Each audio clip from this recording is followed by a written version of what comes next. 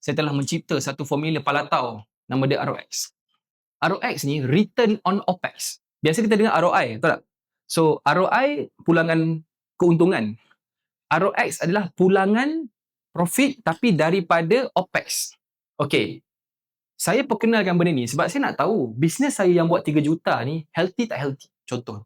Yang buat 100,000 ni healthy tak healthy. So, jawapan dia kita tengok. Contoh kita ambil satu company. Kita tengok ni. Net profit 40,000. Maksudnya dia bayar gaji staff 40,000, untung bersih hujung bulan 40,000. Bagus tak bagus?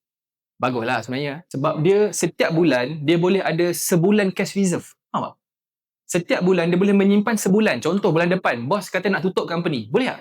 Nak berehat sekejap sebulan. Boleh tak? Sebab dia dah menyimpan 40,000 ni untung bersih ni.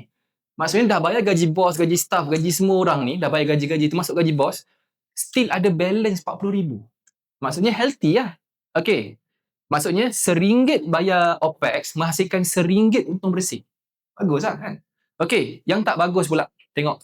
OPEX sama 40,000 tapi untung bersih 20,000 je. Bagus tak bagus? Boleh lah Tapi macam handle staff dekat 20 orang, dalam untung 20,000. Baik kau resignkan separuh staff, kau buat bisnes kecil sikit, untung sama lah bro.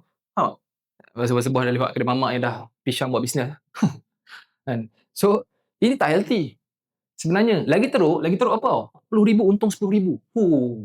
Itulah bos dah start macam seram, sejuk, nak potong-potong gaji, lampu semua nak tutup, macam tu kan. ROX 0.5.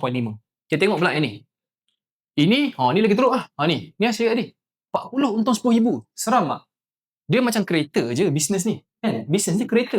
Kita bawa kereta dengan kelajuan 40 km sejam. Kalau terbabas macam mana guys? OPEX 40.